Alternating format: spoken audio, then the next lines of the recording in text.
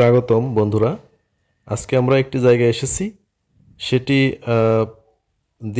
সেটির গেট দিয়ে কিন্তু আমরা প্রবেশ করেছি এবং এদিক দিয়ে হেঁটে হেঁটে যাচ্ছি। এটি অনেকের কাছেই পরিচিত একটি জায়গা, আবার অনেকেই এটিকে নাও চিনতে পারেন। এটি কুষ্টিয়া জেলার ছেউড়িয়ায় অবস্থিত।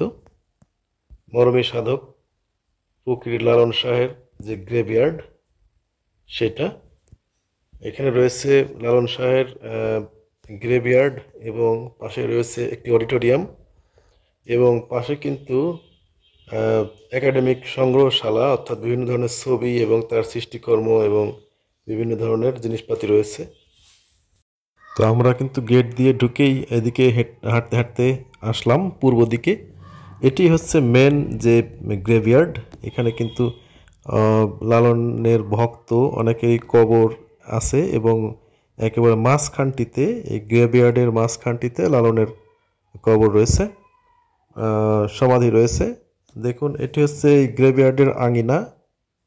চারপাশে কিন্তু বাউন্ডারি দিয়ে ঘেরা। এখানে একটি সুন্দর একতারা এর প্রতিকৃতি স্থাপন করা হয়েছে। এখানে অনেকগুলো কিন্তু যে সমাধি, তার যে ভক্ত অনুসারীরা এবং প্রধান প্রধান ভক্তদের কিন্তু এখানে সমাহিত করা হয়েছে।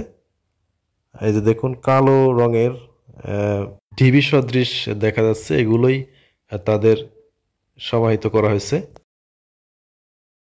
এই যে আমরা কিন্তু এদিকে ঘুরে ঘুরে দেখছি, এটা হচ্ছে সেই অডিটোরিয়াম, লালন অডিটোরিয়াম। এখানে অনেকে গান করে এবং বিশ্রাম নেয়। এপাশে যে একটি গেট সদৃশ আছে, তবে এই অডিটোরিয়ামের নিচেই ফাঁকা পার্কিং টাইপের। আর ওই পাশে যে বিল্ডিংটা দেখা যাচ্ছে, ওটা হচ্ছে একটা একাডেমি, লালন একাডেমি। অর্থাৎ ওখানে কিন্তু একটি সংগ্রহশালা রয়েছে। ওটার মধ্যেও আমরা ঢুকেছিলাম। তো ওটার মধ্যে ছবি তোলা এবং ভিডিও ধারণ নিষিদ্ধ, সুতরাং আমরা ওটার ভিডিওটা দিতে পারছি না। তবে আমরা ওখানে দেখেছি, অনেক সুন্দর। ওখানে বেশিরভাগই লালনের বিভিন্ন সময়ের ছবি এবং তার ভক্ত অনুসারীদের সাথে ছবি এবং তার সৃষ্টিকর্ম এবং তার ব্যবহার্য জিনিসপাতি এবং সেই সময়ের ব্যবহার্য জিনিসপাতিও রয়েছে। একতারা এবং তিনি বিভিন্ন সময়ে যে রোগাক্রান্ত হয়েছিলেন তারই উপর ভিত্তি করে ধারণা করে অঙ্কিত বিভিন্ন ধরনের ছবি।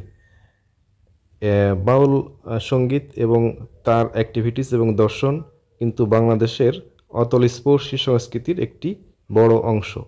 সবাইকে অনেক ধন্যবাদ ভিডিওটি দেখার জন্য। সবাই সুস্থ থাকবেন, ভালো থাকবেন।